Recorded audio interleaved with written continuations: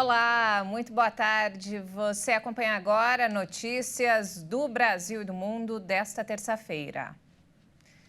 O presidente Lula pediu hoje em Brasília que os países da América do Sul superem as divisões ideológicas e recomponham o diálogo. Essa foi a primeira reunião de presidentes do continente em quase uma década.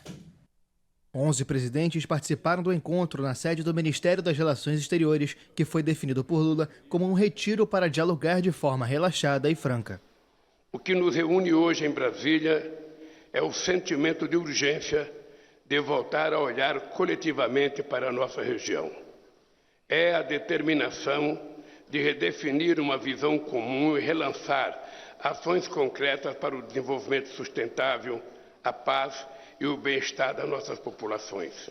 Entre os presidentes estão Nicolás Maduro, da Venezuela, Alberto Fernandes, da Argentina, Gabriel Boric, do Chile, Gustavo Petro, da Colômbia, Mário Abdo Benítez, do Paraguai, Luiz Arce, da Bolívia e Luiz Lacalle Pou, do Uruguai. Sem agenda pré-estabelecida, é esperado que os governantes dialoguem sobre um novo mecanismo regional de integração e sobre a cooperação em assuntos como energia e combate ao crime transnacional. Um encontro entre os líderes sul-americanos não ocorria desde a cúpula da Unasul, realizada em Quito em 2014. O presidente Lula sugeriu a criação de uma moeda comum para a América do Sul em reunião com presidentes na manhã de hoje. A proposta foi apresentada durante um encontro no Palácio Itamaraty, com a presença de autoridades de 11 países sul-americanos. Lula defendeu a ideia de que as nações adotem estratégias para aprofundar a identidade sul-americana, também na área monetária, com um mecanismo e compensação mais eficiente e a criação de uma unidade de referência comum para o comércio, reduzindo a dependência de moedas estrangeiras. E olha só, o prazo para a entrega da declaração de imposto de renda termina amanhã. E quem não acertar as contas com o leão pode pagar multa. O prazo para entregar a declaração do Imposto de Renda 2023 termina às 23 horas 59 minutos e 59 segundos desta quarta-feira. Quem está obrigado a entregar a declaração e não o fizer dentro desse limite terá que pagar uma multa de, no mínimo, R$ 165,74 e, no máximo, 20% do imposto devido. Quem deixou para a última hora por estar em dúvida sobre algum ponto ou até mesmo por falta de documento pode entregar a declaração incompleta à Receita para fugir dessa multa.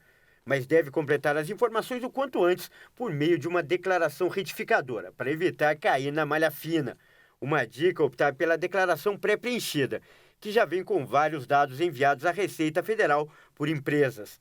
De acordo com a Receita Federal, até o início da manhã desta segunda-feira, mais de 33 milhões de declarações haviam sido entregues. A expectativa é de que 39 milhões sejam entregues até o final do prazo. E o índice que mede a inflação do aluguel no país registrou queda no mês passado. E com isso, os contratos que vencem agora, em junho, não devem ter reajuste. O Índice Geral de Preços Mercado, ou IGPM, da Fundação Getúlio Vargas, registrou queda de 1,84% em maio e acumula uma baixa de 4,47% nos últimos 12 meses. E com isso, os contratos de aluguel com vencimento no mês de junho não terão reajuste.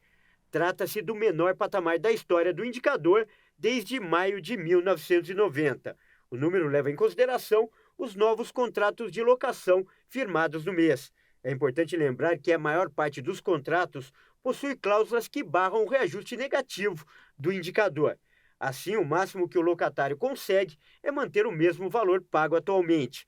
O resultado corresponde também à segunda baixa consecutiva apresentada pelo indicador, o que não acontecia desde o início de 2018. A recente variação negativa da inflação do aluguel mantém a tendência de queda apurada desde maio de 2021.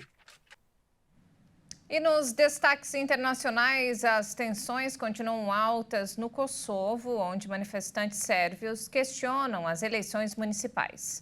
O chefe da diplomacia europeia pediu calma. A situação no norte do Kosovo permanece tensa, com mais manifestações de sérvios em frente à prefeitura de Zvecan. onde na véspera foram registrados confrontos que deixaram 30 soldados das forças internacionais feridos. Membros da Força Internacional para o Kosovo, liderada pela OTAN, montaram uma barricada ao redor da prefeitura para bloquear o acesso. O chefe da diplomacia da União Europeia pediu diálogo para diminuir as tensões.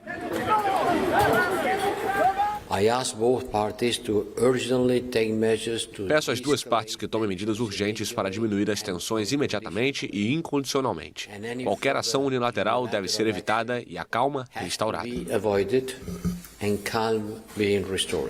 Os sérvios, que representam 6% da população de Kosovo, boicotaram as eleições municipais de abril nas 4 cidades para as quais foram eleitos prefeitos albaneses, mas com uma participação inferior a 4%. Estes prefeitos, considerados ilegítimos pelos manifestantes, tomaram posse na semana passada. A tensão aumentou na segunda-feira, depois que os sérvios entraram à força no prédio da prefeitura de Zvecan. Belgrado nunca reconheceu a independência do Kosovo, proclamada em 2008 pela ex-província sérvia. Quase 120 mil sérvios vivem no país, que tem uma população de 1.800.000 pessoas, de maioria albanesa.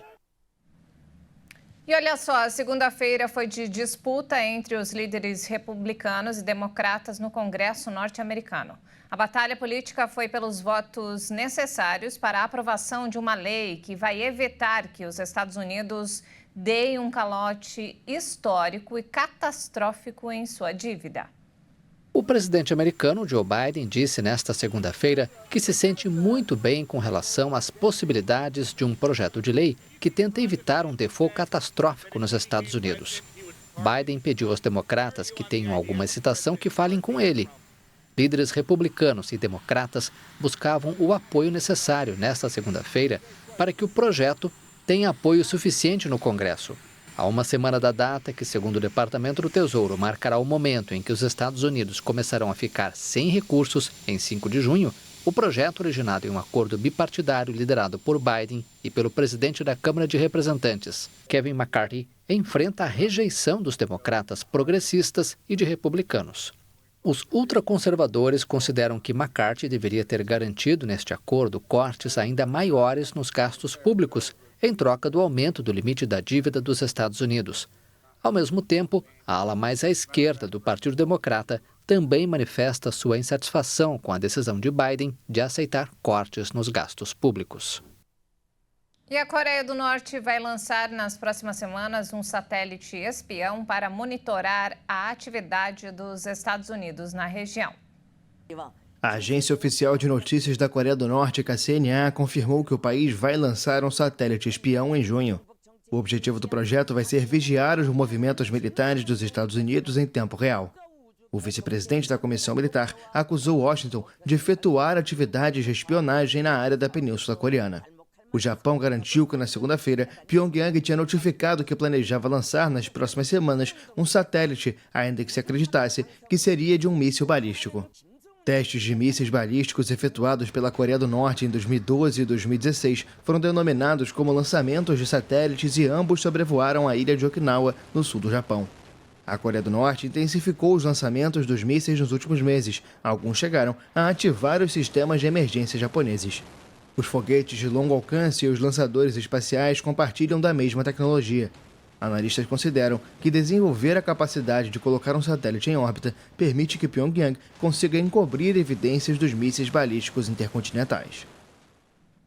E essa edição fica por aqui. Mais informações ao longo da nossa programação. Obrigada pela companhia e uma ótima tarde para você.